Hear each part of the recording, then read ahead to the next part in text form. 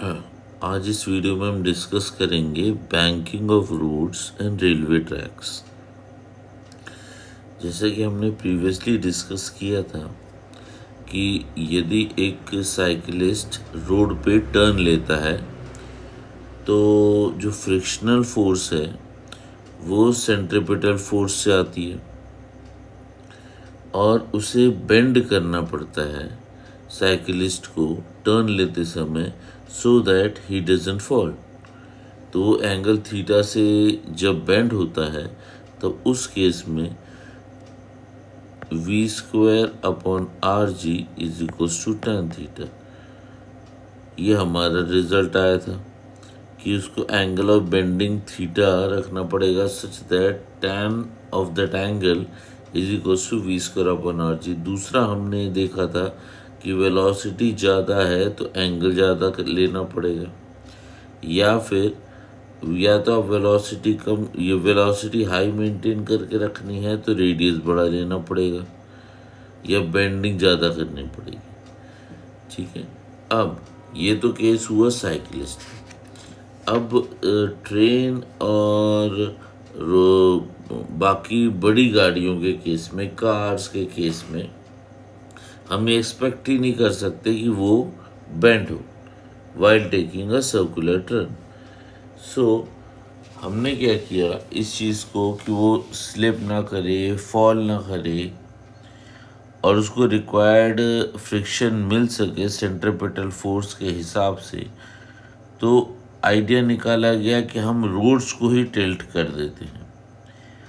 यहाँ पे जो डायग्राम है एक एंगल है, हमने क्या किया कि इसको ही कहा जाता है बैंकिंग। बैंकिंग वर्ड वहाँ से आता है जैसे रिवर के पास हम बैंक्स बना देते हैं तो वो ऊंचा वाला हिस्सा होता है रिवर के फ्लो के कंपैरिजन में, ताकि पानी बाहर की तरफ ना है, उसको बैंकिंग कहा जाता है। इसी तरीके से बैंकिंग ऑफ रोड्स में हमने इसका एक एंड बाकी जो सेंटर की तरफ है जहाँ पे टर्न लेना है उसके कंपैरिजन में हमने एक एंगल थीटा राइज कर दिया बनाते समय।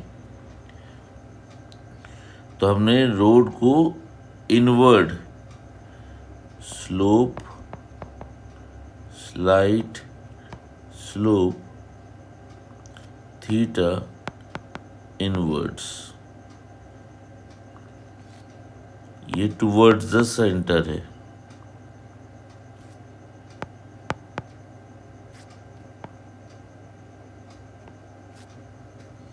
टुवर्ड्स द सेंटर हमने एक एंगल बना दिया।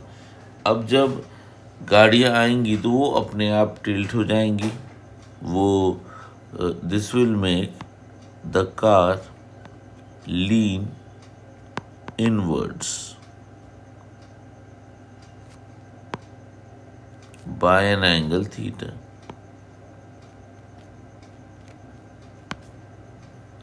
तो वो आराम से मैनेज होकर चले जाएगी। अब जब कार इस पोजीशन पे रहती है तो उसका जो फ्री बॉडी डायग्राम है वो अब बनाते हैं, वो डिस्कस करते हैं। और इसका डेरिवेशन मोर और लेस बेंडिंग ऑफ साइकिलिस्ट जैसे, ये हमारी कार है। अब ये इसका सेंटर ऑफ ग्रेविटी है। Weight mg is acting downwards. ठीक है, तो हम क्या लिख सकते हैं, force acting are number 1 mg downwards vertically. Reaction force हर समय जो भी हॉरिजॉन्टल या सरफेस रहता है उसके परपेंडिकुलर या उसके नॉर्मल है। नॉर्मल रिएक्शन इसलिए बोला जाता है कि normal is perpendicular to the surface on which that object is standing. तो सेकेंड हमारे पास आ जाएगा reaction are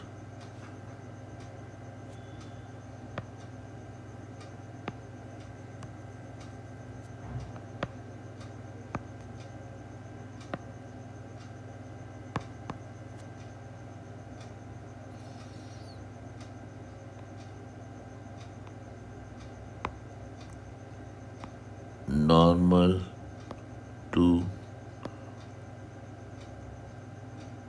surface of root। Normal reaction इसलिए कहा जाता है।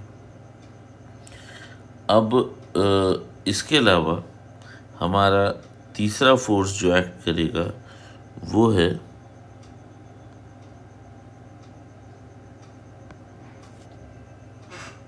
Centripetal force mv²/r।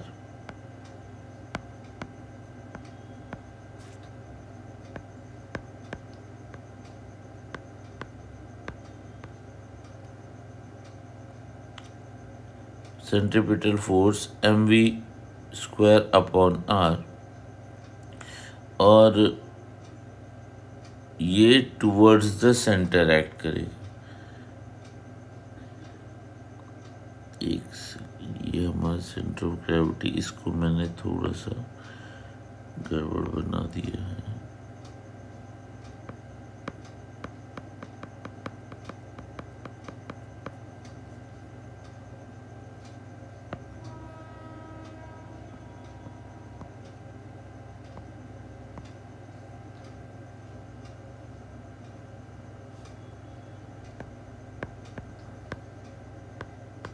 mv²/r, where r is the center radius of the circle towards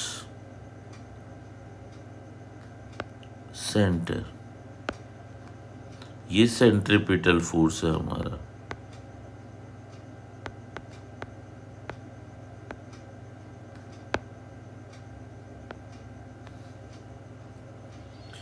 अब हम इनके कंपोनेंट्स में ब्रेक करते हैं। कंपोनेंट्स में ब्रेक करेंगे तो सबसे पहले हम आर को ब्रेक करते हैं। आर को ब्रेक करते हैं तो आर का पहला कंपोनेंट होगा ये,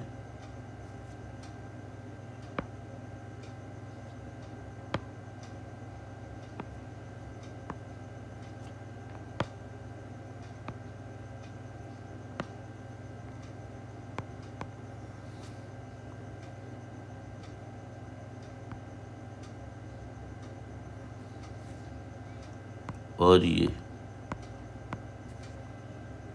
मतलब ये हो जाएगा हमारे पास it is making an angle theta with respect to horizontal. तो ये हो जाएगा हमारे पास आर कॉस थीटा और ये वाला हो जाएगा आर साइन थीटा।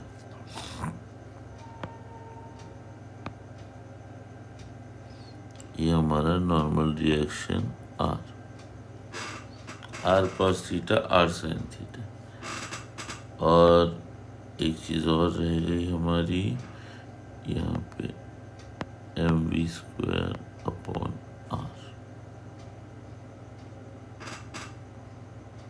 अब जो फ्री बॉडी डायग्राम है, ये सेंट्रीपिटल फोर्स ही हमारा मैनेज करता है कि वो सर्कुलर पाथ में विदाउट फॉलिंग चले।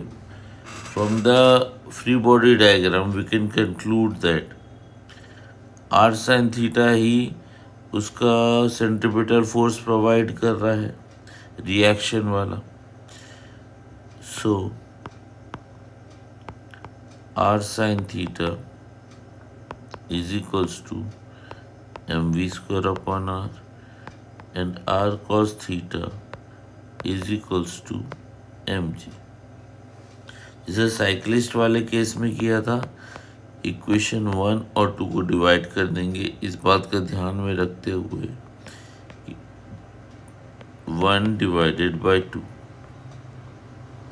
1 डिवाइडेड बाई 2 करेंगे तो मिल जाएगा r sine theta upon r cos theta is equals to mv²/r m into g। r cancel, tan theta is equals to v²/rg।